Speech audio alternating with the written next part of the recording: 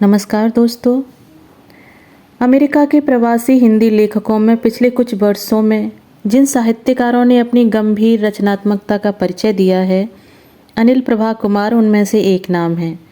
उन्होंने न केवल कहानी के क्षेत्र में बल्कि कविता के क्षेत्र में भी अपनी अलग पहचान बनाई है।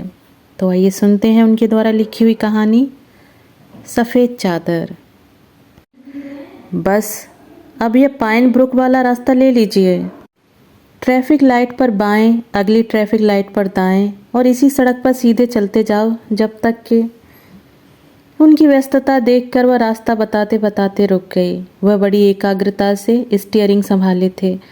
यूं तो वह अब स्थानीय सड़क पर ही थे और वक्त था दोपहर 2 बजे का। ट्रैफिक ज़्यादा ही लगता था और वह भी तेज गति से चलता हुआ। लेन एक ही थी और वह भी तंग सी। विपरीत दिशा से भी उतनी ही तेजी से कारें, ट्रक सभी सिर पर चढ़े आते लग रहे थे। गाड़ी चलाने में ध्यान केंद्रित करने की जरूरत थी। अचानक एक हिरण विपरीत दिशा से आते एक छोटे ट्रक से टकराया। एक भारी भूरी गेंद की तरह उछला, ठीक उनकी कार के दाएं बम्पर से दोबारा टकराया और फिर घास की पट्टी पर गिर पड़ा। हवा में उठी उसकी टांगों में कंपन हुआ और वह सड़क किनारे लगी घास और झाड़ियों के बीच लुढ़क गया। वह कार में आगे दाईं ओर पैसेंजर सीट पर ही बैठी थी। हिरण ठीक उसके आगे ही गिरा था। सब कुछ इतना अचानक हुआ कि उसकी चीख थरथरा कर कांपती सी आवाज़ में फिसल गई। ब्रेक लगाने का अवसर ही नहीं मिला। उसने डरते हुए साइड मिरर से देखा। हिरण में कोई गति नहीं हो रही थी, खून भी उसे कहीं नहीं दिखा। उसने गहरी सांस ली, मन ही मन प्रार्थना की, प्लीज़ प्रभु, यह अब तड़पे नहीं। जरा सा आगे चलकर खुली जगह देख उन्होंने कार अंदर मोड़ कर रोक ली। वह वहीं अंदर बैठी रही। वह कार का निरीक्षण करने लगे। नंबर प्लेट का दाईं ओर का हिस्सा धक्के से अंदर धंस गया और हेडलाइट में दरार पड़ गई थी। सफ़ेद सलेटी कार पर हिरण के भूरे पीले बालों की परत चिपक गई। वह उंगली से छूकर कुछ देखने लगे तो वह चिल्लाई, छूना मत। उन्होंने माथे पर त्योरियां डालकर उसकी तरफ सिर्फ देखा, कहा कुछ नहीं। वह झेंप गई, शायद आवाज़ ज़्यादा ही ऊंची निकल गई थी। वो मेरा मतलब था कि जंगली हिरण के शरीर में टिक्स होते हैं ना, भयानक लाइम की बीमारी हो सकती है उससे। वह कार के सामने झुककर मुआयना करने लगे, नुकसान का अंदाज़ा लगाने के लिए। वह शायद किसी के घर का ड्राइव वे था। 3 लोग बाहर निकल आए। उनके तेवरों से वे समझ गए कि उन्हें इस तरह उनके कार रोके जाने पर आपत्ति थी। हमारी कार से अभी अभी एक हिरण टकरा गया है, इसलिए ज़रा रुक कर देख रहे हैं, बस चलते हैं। उन्होंने माफ़ी से मांगते हुए अंग्रेजी में कहा। दोबारा कार में बैठते ही उन्होंने एक सवाल यूं ही उछाला, क्या तुम सोचती हो कि हमें पुलिस को सूचना दे देनी चाहिए? मालूम नहीं, किसी आदमी को चोट लग जाए तो सूचना न देना अपराध है। यहाँ सड़कों पर इतने जानवर मरे हुए पाए जाते हैं, तुम समझते हो कि इन सब की रिपोर्ट होती होगी? नहीं, पहली बार इस नई जगह पर आए थे और देरी होने के विचार से थोड़ा तनाव बढ़ रहा था। वह सड़क पर डॉक्टर ली के नाम का बोर्ड ढूंढने लगे। उसके कंधे में बहुत दिनों से दर्द चल रहा था। दवा तेज थी और कोई खास फायदा भी नहीं हुआ। थेरेपी भी करवा कर देख ली, बस आराम आ ही नहीं रहा था।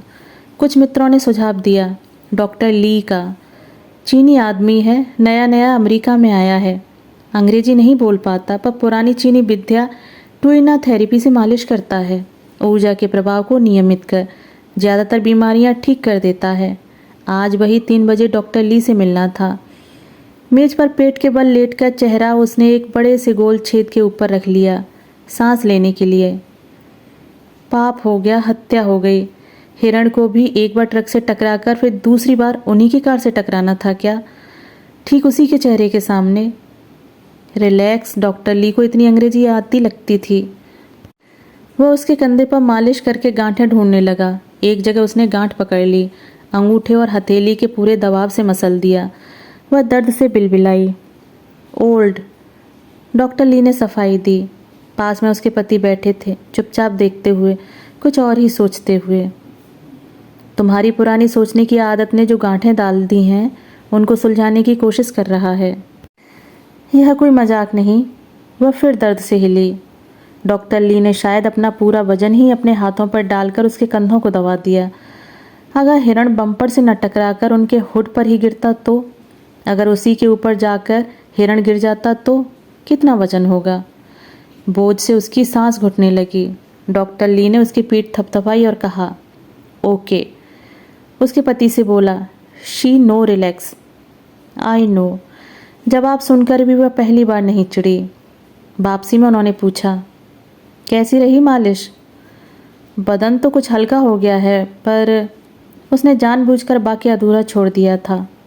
शुक्र करो कि कुछ नहीं हुआ। कुछ नहीं हुआ मतलब बच गए? कहाँ बच पाया? जानती हो, अगर हिरण विंडशील्ड पर पड़ता और वह टूटकर हमारे ऊपर पड़ती तो इस वक्त हम अस्पताल में होते। हमें शायद हिरण को भी अस्पताल ले जाना चाहिए था। तुम्हारा दिमाग खराब हो गया है? दिन दहाड़े इतनी दौड़ती सड़क पर वह तीर की तरह छूटकर क्यों आया होगा? क्योंकि हिरण बेवकूफ़ होते हैं। वह खींच रहे थे। शायद भूखा होगा, उसने सोचा। नई गाड़ी अभी पिछले साल ही तो ली है, एक्सीडेंट हो गया, नुकसान तो हुआ ही है ना। पता नहीं इंश्योरेंस कंपनी कितना भरपाया करती है और कितना अपनी जेब से देना पड़ेगा। ब्रेक तक लगाने का मौका नहीं था, बेवकूफ़ कहीं का। उसे लगा कि सोच के साथ साथ अब उनकी खींच भी बढ़ रही थी। भूख भी तो लगी होगी। उसे ध्यान आया, मालिश करवानी थी ना। एक गिलास समूदी पीकर चली थी वह। मुझे नहीं पीनी है फलों वाली लस्सी, कहकर उन्होंने तो वह भी नहीं ली थी। चिंता मत करो, घर पहुंचकर पहले खाना खाते हैं, फिर सोचेंगे कि आगे क्या करना है, उसने सुझाव दिया। नहीं, पहले ऑटो बॉडी शॉप चलकर कार दिखानी होगी। क्या पता कार इस हालत में चलानी भी चाहिए या नहीं। आप मुझे फिर से टेंशन दे रहे हैं। सारी की कराई मालिश का असर हवा हो गया। वह वाकई तनावग्रस्त होती जा रही थी। कुछ सुनाई देता है? जरा ध्यान से सुनो। वह भी तनाव में थे। कार जहाँ भी लाल बत्ती पर रुककर फिर चलती तो खटाक की आवाज़ होती, ठीक उसके नीचे वाले पहिए की तरफ। अच्छा चलो, पहले बॉडी शॉप ही चलो। वह चुप करके बैठ गई। बॉडी शॉप वाले ने घूम फिर कर हुड खोला, ऊपर नीचे झांक कर अच्छी तरह से मुआयना किया। यह लोग करेंगे क्या? उसने पति से अपनी भाषा में पूछा। नुकसान हुए हिस्से को फेंक देंगे, नया हिस्सा मंगवा कर लगा देंगे, पता ही नहीं लगेगा कि कभी कुछ हुआ भी था। पति उस आदमी के साथ अंदर दफ्तर में लिखत पढ़त करने चले गए। वह खिड़की नीचे करके वहीं बैठी रही। उस बुझे से दफ्तर के बाईं ओर टायरों का ढेर लगा था और दाईं ओर कारों के टूटे जले या जंग खाए मुड़े तुड़े हिस्से थे। कोई दरवाजा, कोई हुड या कोई बम्पर बड़ी बेतरतीबी से फेंके गए थे। पता नहीं कहाँ से दिमाग में ख्याल आया, भगवान राम जब दंडक वन से गुजर रहे होंगे और यूं ही राक्षसों द्वारा मारे गए ऋषि मुनियों के अस्थि समूह के ढेर देखे होंगे। उसने मुंह फेर लिया। अब उस आदमी ने उसकी खिड़की के नीचे झुककर लोहे का कोई पुर्जा बाहर घसीटा और उसके पति के हाथों में पकड़ा दिया। धक्के से अलग हो गया था, यही आवाज़ कर रहा था, वैसे गाड़ी घर ले जा सकते हो। पति के माथे पर गहरे बल थे। फिर से बैठे और कार चला दी। क्या कहता है? उसने कोमलता से पूछा। अभी तो यूं ही अंदाज से खर्चा बताया है, $2000 का। $2000 इसके? उसने अविश्वास से कहा। घर चलकर इंश्योरेंस कंपनी को फ़ोन करता हूँ। देखो, कॉलिजन तो सिर्फ $1000 का ही है, बाकी 1000 जेब से देना पड़ेगा। ऊपर से बीमे की दर पता नहीं कितनी और बढ़ जाएगी। बैठे बिठाए चूना लग गया। वह अभी भी उधेड़-बुन में लगे थे। गाड़ी गैराज के अंदर ले जा रहे थे तो उसने टोका, गाड़ी बाहर ही रहने दो, आज अंदर मत ले जाना। क्यों? वह असमंजस में थे। बस कहा ना। गाड़ी रोकते ही वह घर के अंदर भागी। जल्दी से नहाकर कपड़े बदलकर नीचे आई। वह भोजन की प्रतीक्षा में मेज पर बैठे थे, कागज के आंकड़ों में उलझे हुए। आप भी जल्दी से नहा लीजिए। इस वक्त? वह हिरण मर गया है ना, उसने धीमी आवाज़ में आंखें नीची करते हुए कहा। मैंने मुंह हाथ धो लिया है, खाना देना हो तो दो। लगा उन्हें गुस्सा आना शुरू हो गया था। उसने चुपचाप कल का बचा खाना माइक्रोवेव में गर्म करके रख दिया। पीटा ब्रेड टोस्टर ओवन में डालकर वह जल्दी से ऊपर आ गई। मंदिर में जोत जला दी। प्रभु, उस हिरण की आत्मा को शांति देना। वह फ़ोन पर व्यस्त थे। बात करते हुए सब सूचनाएं नोट करते जाते थे। फिर दूसरा और फिर तीसरा फ़ोन। आखिर वह कलांतर से आकर उसके पास बैठ गए। उसे उन पर करुणा सी आई। सारे झंझटों से निपटना तो मर्दों को ही होता है ना। चाय बनाऊं? उसने उनका चेहरा पढ़ते हुए पूछा। उन्होंने हामी में सिर हिलाया। वह हिरण भी शायद कुछ न मिलने पर जंगल के इस पार जान की जोखिम उठाकर आबादी में घुसने निकल पड़ा होगा। नहीं तो हिरणों का झुंड रात को ही कुछ खाने को निकलता है। खबरों में था कि न्यू जर्सी में हिरणों की आबादी बहुत बढ़ गई है। तो आबादी बढ़ जाए तो क्या जान की कीमत कम हो जाती है? वह बैठ गई। किसे झुठला रही है? यहाँ एक भी आदमी मर जाए तो कितना हल्ला होता है, और वहाँ बाकी दुनिया में रोज कितने लोग मरते हैं। आंकड़े, नंबर्स, बस जिसका वह एक नंबर होता है, कभी उसकी देह में जी कर तो देखो। पता नहीं क्यों वह उखड़ती जा रही थी। तुम जानना चाहती हो कि मेरी इंश्योरेंस वालों से क्या बात हुई? वह सुनने के लिए बैठ गई। किस्मत से यह दुर्घटना कोलिजन की श्रेणी में नहीं आती, क्योंकि इसमें किसी की गलती नहीं थी। कॉम्प्रिहेंसिव में आती है, जिसमें तुम्हारी गलती ना हो फिर भी नुकसान हो जाए। तो इंश्योरेंस की दर नहीं बढ़ेगी। $1000 हमें अपनी जेब से देने पड़ेंगे। बाकी की रकम हमारी इंश्योरेंस भर देगी। हिरण का क्या होगा? वह पूछ नहीं पाई। ऑटो बॉडी शॉप वाले से भी बात कर ली है। कल तुम्हें जल्दी उठकर मेरे साथ चलना होगा। मेरी गाड़ी ठीक होने के लिए छोड़ आएंगे और वापसी में तुम्हारी गाड़ी में दोनों लौट आएंगे। अच्छा, कहकर वह उठ गई। सिर में दर्द तेज होता गया, जी मतलाने लगा। पहले भी एक बार उसने हाईवे पर किसी जीप के आगे बंधे मृत हिरण को देखा था। कोई निर्दोष जानवर का शिकार कर तमगे की तरह उसे अपनी जीप के आगे बांध सारी दुनिया को दिखाते हुए भागा जा रहा था। एक झलक ही मिली थी उसे, हिरण की लटकी हुई गर्दन की। हिरण उसकी चेतना पर टंगा रह गया, और आज यह सब कुछ अनजाने में ही हो गया। वो अभी तक कुछ कुछ सकते में थी, एकदम अचानक, इतनी अचानक। क्या ऐसे ही होता है सब कुछ? ऐसे ही एक क्षण में कोई दौड़ता हुआ प्राणी और दूसरे ही पल किनारे पड़ी लाश। ऐसे ही क्या मुकेश भी दौड़कर सड़क पार करने लगा होगा? तेज आती बस ने उसे ऊपर उठाकर नीचे पटका होगा, और फिर वह घबराकर खड़ी हो गई। ढेर सारे पानी के साथ टॉयनॉल की 2 गोलियां निगलनी। उसे कुछ नहीं सोचना है इस बारे में। यह बात तो उसने चेतना के बहुत सारे गर्त में धकेल दी थी। आज उभर कैसे आई? हिरण की आंखें नहीं दिखीं। मुकेश की आंखें जैसे गहरी काली होंगी। सिर कुचल गया था, बड़ी भाभी ने बताया। नहीं जानना है उसे। वह चीख कर बाहर भागी थी। कोई उससे मुकेश की मौत के बारे में बात न करे। पति ने उसके दिल्ली पहुंचने से पहले ही उसके घर वालों को आगाह कर दिया था। उस दिन भी तो वह सो ही रही थी। पति उसके सिरहाने आकर बैठ गए।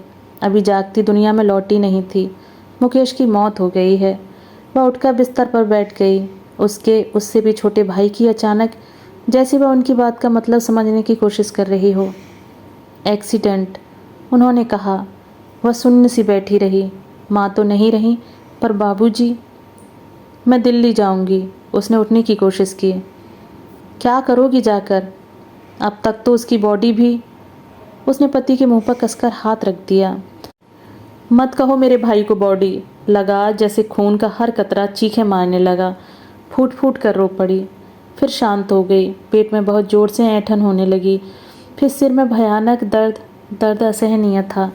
अस्पताल में दर्द को कम करने वाला इंजेक्शन दिया गया। ऐसा सदमे से हो जाता है। इस बारे में कोई ज़्यादा बात न करे। वह खुद भी बात नहीं करती। शरीर की भयानक पीड़ा उसे मानसिक पीड़ा से बरगलाकर दूसरी ओर ले गई थी। वह उखड़ी उखड़ी सी रात के खाने की तैयारी करने लगी। सब्जी काटते हुए पूछा, हिरण शाकाहारी होते हैं ना? तुम अभी तक उसके बारे में सोच रही हो? आप क्या सोच रहे हैं? शुक्र कर रहा हूँ कि इंश्योरेंस की दर नहीं बढ़ेगी। यह जो 1000 की चोट लगी है, इसकी छुट्टियाँ मना सकते थे। उसने उन्हें कातरता से देखा। कुछ भी कह नहीं पाई, बस जैसे सब संतुलन गड़बड़ा गया हो। उन्हें खाना खिलाकर वह सोने चल दी। थक गई है। करवटें बदलती रही। मन इतना अशांत क्यों? आंखें बंद कर मंत्र बुदबुदाती है। ध्यान कहीं नहीं लगता। एक धुंध में लिपटी सड़क है। दिल्ली वाले उसके घर के सामने वाली। हल्का सा अंधेरा है और सड़क सुनसान। अचानक जैसे किसी के इशारे पर दोनों ओर की सड़कों पर कारों, स्कूटरों और बसों का भारी रेला दौड़ने लगता है। दोनों सड़कों के बीच एक छोटी सी पटरी है, और उसी पटरी पर ट्रैफिक सिग्नल। एक बस तेजी से दौड़ती हुई आती है। तरकस से छूटे तीर की तरह मुकेश उससे टकराता है। उसका शरीर थोड़ा सा हवा में ऊपर उछलता है, और फिर बस के पहियों के नीचे। बाबूजी दूर अपने घर की बालकनी पर खड़े होकर देख रहे हैं। लोगों की भीड़, शोर, पुलिस की सीटियाँ, सड़क पर खून ही खून। एक बूढ़ा बाप देख रहा है। पुलिस वालों ने उसके जवान बेटे पर सफ़ेद चादर उड़ा दी। ड्राइवर दिन दहाड़े शराब पीकर गाड़ी चला रहा था। लाल बत्ती भी फुर्ती से पार कर गया। उसने जानबूझकर चलती बस के आगे कूदकर आत्महत्या की होगी। फिर से सफ़ेद चादर उड़ा दी गई। सफ़ेद चादर ने उसकी जवान पत्नी और दोनों बच्चों को भी ढक दिया। चादर फैलती जा रही थी, कुछ नहीं दिखता। चारों तरफ अंधेरा ही अंधेरा। सारे शहर की बत्तियां गुल हो गईं। सब जगह बस धुआं ही धुआं। उसकी सांस घुटने लगी। उसने घबराकर आंखें खोल दी। सांस धौंकने की तरह चल रही थी। एयर कंडीशन कमरे में पंखा भी चल रहा था। इसके बावजूद बदन पसीने से भीग गया। वह उठकर बैठ गई, बैठी रही। यह चेतना के गहरे गड्ढे में दफन किया हुआ सच सपने में कैसे उतर आया? पति दरवाजे पर आकर खड़े हो गए। जल्दी से तैयार होकर नीचे आ जाओ, गाड़ी छोड़ने में देर हो रही है। उसने मुंह हाथ धोया, नीली जीन्स के ऊपर सफ़ेद टी शर्ट पहन ली, बाल कसकर पॉनी टेल में बांधे। उसके बेरंगत चेहरे को देखकर वह चौंके। लगा जैसे वह किसी शव यात्रा पर जाने के लिए तैयार होकर आई है। तुम ठीक हो ना? उन्होंने उसके कंधे पर हाथ रख दिए। हिरण के ऊपर सफ़ेद चादर डाल देनी चाहिए थी। वह झुंझुलाकर कुछ कहने ही वाले थे, पर उसका चेहरा देखकर चुप कर गए। दोस्तों, अभी आप सुन रहे थे अनिल प्रभा कुमार द्वारा लिखी हुई कहानी सफ़ेद चादर। कहानी सुनने के लिए धन्यवाद।